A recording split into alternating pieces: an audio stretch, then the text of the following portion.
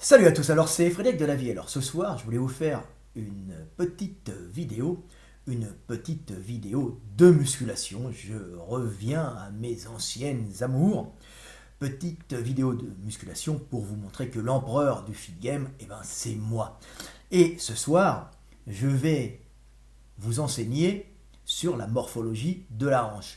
Donc je vais vous enseigner de telle façon que vous allez comprendre que celui qui est à la base de toutes les explications sur les différentes morphologies, c'est moi et c'est aussi mon collègue Michael D. Gundil que j'ai formé et qui me complète dans mes recherches en faisant tout le travail d'analyse des dernières publications scientifiques et qui vient m'aider parce que moi ma spécialité c'est la morphologie, l'anatomie. Mais il est bon maintenant puisqu'il a eu un très bon prof, moi. Donc je vais vous parler de morphologie de la hanche et vous ne trouverez ces explications nulle part ailleurs qu'ici. Donc vous êtes à la source du savoir. J'ai été attaqué récemment par un puceau sur internet qui s'amusait à faire des posts en expliquant que je ne connaissais pas bien la morphologie et que si l'on avait des fémurs longs, il suffisait d'écarter les cuisses pour, en fin de compte, réduire son porte-à-faux par cet écartement des cuisses, et à ce moment-là, on pouvait faire un squat plus droit.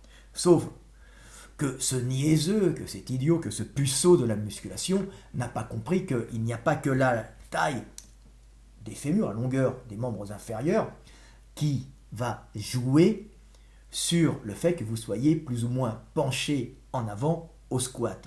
Parce qu'il a été très bien expliqué dans mes bouquins de musculation, plus on a des grandes jambes et proportionnellement un buste court, plus le squat va être difficile puisque lors de l'exécution, le buste avec la barre sur les épaules, donc sur les trapèzes ou plus bas quand on fait du powerlifting sur les arrières d'épaule, le buste va être obligé de s'incliner pour récupérer le centre de gravité.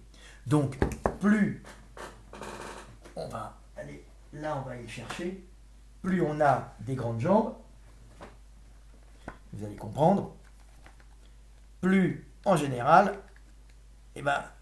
on a un squat penché en avant. Alors je le montre ici, vous avez un type, alors ici plutôt c'est là, alors un type avec des fémurs longs, et puis j'ai pris un nain pour rigoler, mais en fin de compte pour être plus pédagogique, en montrant qu'un nain avec ses petits fémurs et son grand buste sera bien sûr plus redressé qu'un type longiligne. Alors les types longilignes sont souvent des types qui viennent de pays où il y a beaucoup de lait, où il y a une morphologie adaptée à une culture qui utilise du lait, donc il y a beaucoup de calcium et de protéines et d'IGF, comme les gens du Nord, mais les Maasai ont aussi cette particularité de boire du lait d'être très grand.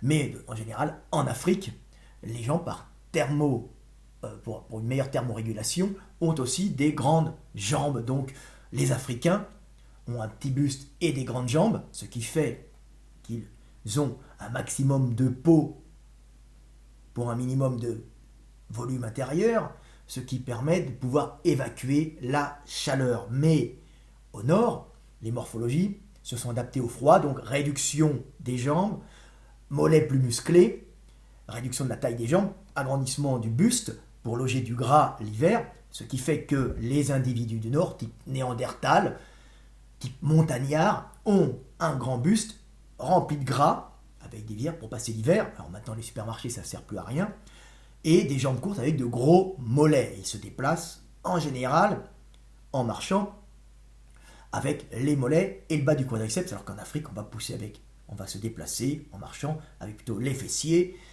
et les ischios. Je dois avoir un petit dessin ici pour vous l'expliquer, vous allez comprendre, c'est tout simple, Voilà, ce sont des recherches. Vous avez ici un néandertalien qui est un peu une morphologie de montagnard et un africain subsaharien. On voit que lors du déplacement, les grandes jambes il se déplace avec les fessiers et les ischios, tandis que l'autre va avoir des jambes courtes et va se déplacer avec le bas des quadriceps et les mollets, donc de gros mollets, pour en vérité produire de la chaleur et conserver cette chaleur pour ne pas geler pendant les hivers froids. Ça, c'est l'européen. Bien sûr, après, la culture du lait fait que les gars ont poussé au niveau des cartilages de conjugaison, des membres inférieurs, qui se sont élargis l'épaule, parce qu'ils avaient beaucoup de calcium, du lait, de l'hormone dans le lait de veau, et hop, ils grandissaient. Alors ça, c'est les morphologies longilignes. Alors si vous êtes longiligne, cet abruti qui m'attaquait disait qu'il fallait écarter, sauf que les morphologies de hanches ne peuvent pas forcément faciliter cet écartement, et vous allez comprendre, tout simplement. Alors là, vous avez un bassin, alors c'est un bassin féminin comme vous le voyez, il est plus large, il est fait pour laisser passer un petit bébé, et vous avez les organes féminins, les organes pour pouvoir accueillir ce petit bébé, l'utérus, dans lequel il va se développer et il va ensuite passer par là. Mais le bassin féminin comme le bassin masculin est construit à peu près de la même façon, sauf qu'il est plus large, et vous avez l'orientation de la cavité cotyloïde qui joue énormément dans votre façon de marcher, de votre façon de vous déplacer, mais aussi dans votre façon de faire de la musculation. Et vous allez comprendre que tout le monde n'a pas la même morphologie de bassin, et ceux-là auxquels les femmes et les hommes ne sont pas tout à fait pareils, puisque l'un doit faire passer un bébé dans son bassin, l'autre non, mais l'orientation de cette cavité cotyloïde est fondamentale dans la position que vous adopterez au squat. Alors, je vais vous montrer, là c'était sur ce que Gundil m'avait envoyé, puisque j'ai des collaborateurs de haut niveau, il m'avait envoyé ses recherches sur un site américain, des recherches en morphologie, qui ne parlaient pas de musculation bien sûr, qui parlaient de différentes morphologies selon les individus, et vous voyez que pour 2 bassins humains, nous avons des variations morphologiques qui induisent des squats, on va dire un entraînement complètement différent dans le positionnement et l'écartement des jambes. Vous voyez que celui-là a les cavités cotyloïdes orientées vers le bas et vers l'avant, alors que celui-là a les cavités cotyloïdes orientées vers l'extérieur. Celui-là sera un bassin de danseuse, par exemple classique, qui pourra écarter ses jambes parce qu'elle pourra faire, comme vous allez voir ici, grâce à l'orientation, une rotation externe pouvant placer les pieds comme les danseuses, vous savez, les pieds en canard, des danseuses classiques, pas les africaines, danseuses africaines, mais des danseuses classiques, technique européenne. Donc nous avons des types de bassins différents qui font que les gens ne peuvent pas faire forcément leur musculation, ne peuvent pas s'entraîner, positionner leurs jambes de la même façon.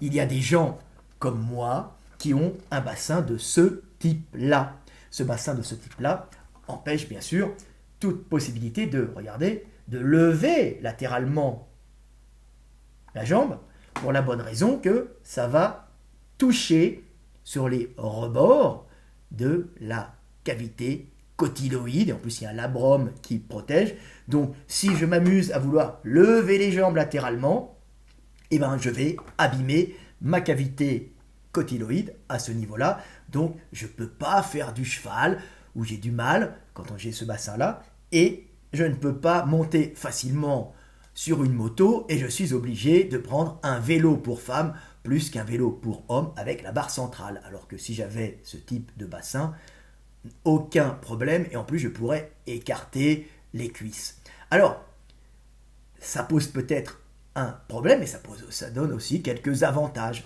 Un bassin de ce type, et vous allez voir, vous rencontrez beaucoup de gens comme ça, oblige la personne à faire un squat, jambes resserrées, parce qu'il ne peut pas les écarter. Ne pouvant pas écarter les jambes, parce que tout de suite, là, le col du fémur va rentrer en contact. Donc vous ne pouvez pas écarter, beaucoup les jambes, donc vous ne pouvez pas compenser un long fémur. Ça va être le problème si vous avez cette morphologie. Alors que là, si vous avez un long fémur, vous pouvez quand même compensé par un écartement, un squat, et à ce moment-là, vous allez pouvoir squatter, hein, vous écartez, vous allez squatter, alors que là, on ne peut pas écarter. Vous voyez que la morphologie du bassin joue énormément dans la façon dont vous allez faire vos squats. Donc, si vous avez un bassin de ce type-là, fémur long ou fémur court, vous ne pourrez pas écarter les cuisses. Et si vous avez un bassin de ce type-là, vous pourrez facilement les écarter, donc avoir le buste redressé. Ce bassin-là aussi a un avantage au squat, vous pourrez écarter la jambe de cette façon, et en plus, vous aurez du mal à incliner le bassin excessivement, parce que l'orientation de cette cavité cotyloïde vous limite dans la flexion du bassin sur la hanche. Donc pour incliner le bassin sur la hanche, vous ne pourrez que écarter les jambes, et si vous les resserrez, vous ne pourrez pas. Alors qu'un bassin de ce type-là, vous allez voir, vous voyez bien que l'angle est différent. Si on veut avoir la même orientation de ce bassin, vous voyez, on est obligé de le repasser par le bas. Donc ce bassin-là favorise une flexion, jambes serrées, beaucoup plus importante. C'est ainsi que moi, qui ai du mal à descendre au squat, à cause de mes longues jambes, à la presse, grâce à ce type de bassin, je peux faire ma presse quasiment genoux sur la poitrine sans les écarter, alors que cet individu celui-là, aura beaucoup plus de problèmes et sera obligé peut-être de les écarter et sera bloqué dans la flexion de cuisse à la presse inclinée. Donc ce bassin-là pourra descendre d'une façon impressionnante les cuisses sur le bassin, alors que celui-là ne pourra pas. De même, celui-là, au squat, va avoir la possibilité de descendre le bassin, donc incliner énormément le bassin par cette morphologie. Vous voyez que la rotation de la cavité cotyloïde est plus vers l'avant, alors que celui-là, elle a baissé plus vers l'arrière, ce qui fait que la montée est moins facile. Tout le système ligamentaire va gêner la possibilité de ramener la cuisse devant soi, jambes serrées, alors qu'en l'écartant, il va pouvoir le faire. Alors que celui-là peut, jambes serrées, ramener un peu la cuisse à la presse, il va être très bien. Mais le problème, c'est qu'au squat, comme il peut fléchir les cuisses d'une façon importante, il va aussi ne pas être arrêté par l'articulation et se fléchir, donc va entraîner son buste vers l'avant en position désavantageuse avec le dos très incliné. Donc ce bassin permet une inclinaison au squat et donne moins, en fin de compte, de stabilité vers l'avant, puisque le système articulaire ne va pas le bloquer, alors qu'il va être plutôt bloqué ici. Mais comme les avantages d'un côté apportent des problèmes, des inconvénients de l'autre, celui-ci, même s'il va être bloqué au niveau articulaire, va avoir des risques d'arthrose à l'avant, puisqu'il y aura un blocage articulaire qui va abîmer l'articulation. Donc celui-là, s'il fléchit trop, il va abîmer l'avant de l'articulation, et celui-là, s'il lève latéralement la jambe, va abîmer l'extérieur, donc ici de l'articulation, alors que celui-là va abîmer plutôt l'avant. Donc on voit que la morphologie du bassin influe énormément sur votre positionnement au squat ou à la presse. Un bassin de ce type-là, vous voyez bien les différences, va pouvoir faire un squat jambes écartées. Un bassin de ce type-là est dans l'impossibilité de faire un squat jambes écartées et va être obligé de faire un squat jambes plutôt resserrées, genoux resserrés. Donc vous voyez que les morphologies influent sur la façon de s'entraîner. Mais vous avez beaucoup de choses qui jouent. Vous voyez ici, là, ça je vais l'expliquer déjà dans mon bouquin. Vous voyez ici, 2 cols du fémur, un qui est vertical et un qui est plutôt horizontal. Celui qui est vertical va pouvoir latéralement lever la jambe, celui-là va tout de suite cogner sur la cavité cotyloïde. Vous voyez que c'est différent. Alors là, la vision est meilleure. Voilà, horizontal, vertical. Celui-là, quand il va lever la jambe, il va tout de suite cogner contre le rebord de la cavité cotyloïdes, ce qui est plutôt gênant. Alors en général, les personnes qui ont un col du fémur de ce type-là sont ou des personnes qui ont de l'ostéoporose ou des personnes très lourdes qui ont, pendant leur croissance, qui ont fait de l'obésité et qui ont appuyé, qui ont déformé les os. En général, on trouve ce type de col du fémur sur des individus légers qui n'ont pas déformé pendant leur croissance le col du fémur. Là, ça peut être des gens qui ont fait du rachitisme, manque de calcium, ou des gens très lourds, ou des vieux qui se sont affaissés. Il peut aussi y avoir des gens parfaitement normaux qui ont des cols du fémur comme ça, et d'autres parfaitement normaux comme ça. Mais en général, ce sont les filles qui ont ça, et plutôt les garçons qui se rapprochent de ça. Ça, c'est un cas extrême. Voilà, petite vidéo pour vous expliquer que les morphologies jouent énormément, et que ce niaiseux, ce connard qui avait dit que il suffit d'écarter, il suffit d'écarter quand on le peut. Comme on dit, quand on le veut, on le peut. Non, quand on le veut, on peut, sauf quand on peut pas. Voilà, c'est un idiot, c'est un jeune garçon qui se croyait plus intelligent que maître de Lavier. Alors vous avez encore d'autres variations, je reviendrai plus tard. Là-dessus, vous voyez qu'on peut avoir des cols du fémur plutôt orientés vers l'avant, plutôt orientés vers l'arrière. Tout ça joue énormément, comme l'orientation du plateau tibial ou la souplesse des chevilles. Tout ça, la façon dont vous entraînez, il y a plusieurs facteurs qui jouent au niveau morphologie, même la souplesse aussi, la souplesse de l'appareil ligamentaire entourant la cavité cotyloïde. Mais ça, c'est une autre histoire. Donc, je voulais vous parler du bassin, je voulais vous parler de la morphologie de la hanche et de son incidence sur la façon de s'entraîner. Donc, je le répète, toi qui m'écoutes, toi qui es un youtubeur, qui est à l'affût de toutes les dernières nouveautés, toi qui es coach et qui va entraîner des débutants, si tu veux briller, regarde mes vidéos et répète ce que je t'ai enseigné. Sans me citer, tu paraîtras savant. Voilà, petite vidéo pour vous montrer que Dieu Lavier est là et qu'il est prêt à aider les débutants comme les coachs et qui reste le maître du fit game. C'était Fred Delavier. Ah, un dernier petit truc. Aujourd'hui, j'ai 52 ans.